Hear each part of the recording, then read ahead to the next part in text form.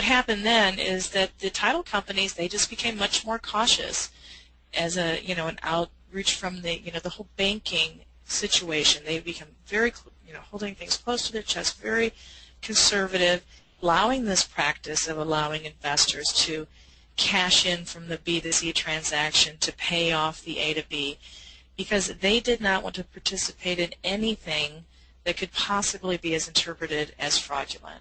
They needed to, what they're doing is they are insuring the transaction, and so if there's any kind of fraud or any kind of problems, they're going to be the ones on the hook for it. So, most of the title companies just took a very cautious approach. So then the question is, what were the investors to do at that point? Suddenly, the title companies are no longer allowing you to use the funds from the B to C transaction to close the A to B transaction to pay off the A to B transaction. So from there, transactional funding was born. And there became a need for someone to come up with $100,000 to pay off that first deal. And as an investor, I was running into exactly the same problem, and I found that I needed cash to fund my A to B deals. And I got to thinking and realized that if I needed the service, so did plenty of other investors. And so that's why I started my business offering transactional funding via my business one day funding. So that was kind of the progression of what led me to where I am today, offering transactional funding just out of my personal need for it myself. And just a comment here, and this is why I mentioned earlier, I think a lot of people, new investors, and maybe even some more seasoned investors, they aren't aware that this type of funding exists, number one. And number two, it's sort of like when you are not knowledgeable or you're ignorant to a potential solution or tool, you don't realize the type of application for said tool, and therefore there are a lot of opportunities out here, short sales as you went over earlier, as one, maybe even REO transactions another, where people aren't aware that they actually have opportunity right there in front of them, for sale signs in neighborhoods that they currently invest in, MLS listings that they're being emailed right now, and they're just not capitalizing on them because they're thinking, well, I don't have the cash to pull this down, or my hard money lender is way too expensive to, float this particular transaction to turn it over. So this is really where I believe this is the missing piece of the puzzle, and I'm really excited that you're sharing this information today. Oh, absolutely. Plus, there's the whole aspect of, the banks clamping down and pulling back and not allowing investors to have more than X number of loans. So even if you did have the excellent credit and could go out and get a mortgage on a property that you'd hold for just a short period of time, the banks are saying, no way, we're not letting you have any more. It was 4, now it's 10.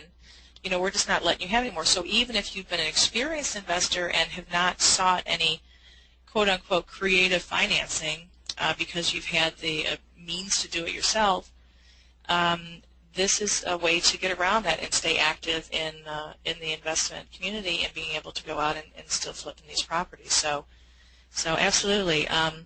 So let's talk a little bit, what is transactional funding? With transactional funding, you must have an exit strategy. It's not an open-ended situation. Transactional funding, it's defined as having an end buyer in place and under contract to buy the house that you will be buying. This means that you must have a valid contract to somebody to buy the house from you.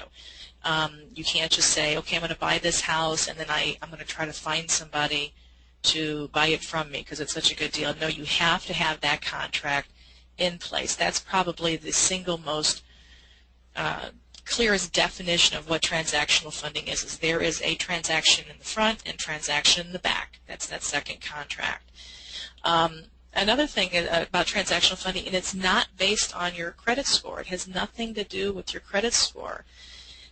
Credit score doesn't matter because as long as there's a valid contract for someone to purchase the house from you, then that's how you'll pay back the loan that you'll get. Not because you have a good history on paying back other loans, or but because you're going to sell that house for more money with that second transaction more money than you bought it for, and then you'll pay back the loan from the proceeds of that second transaction. So your credit score is not a factor in transactional funding. The other thing is that it's not hard money. Hard money requires that you have a loan to value of a certain percentage. It's usually 65%. Sometimes you're seeing it in this market even lower. I've seen 50, 55%. So what that means is that if you're getting the property and the house is worth, say, $100,000, then you're only going to be able to get a loan for 50, 55, 65,000 if you're going up to 65% loan to value. So with transactional funding, you get 100% of the purchase price, and so that's a big difference there between transactional funding and hard money. Another thing about hard money is that it allows you to not have a firm exit strategy. So this means that you don't necessarily have to have a firm buyer in place. You might be rehabbing a project and then hope to find a buyer later, and that's really where hard money is a fit, not transactional funding, but hard money. And with hard money, you don't have to have a purchase contract in place at the time you buy the house and borrow the funds.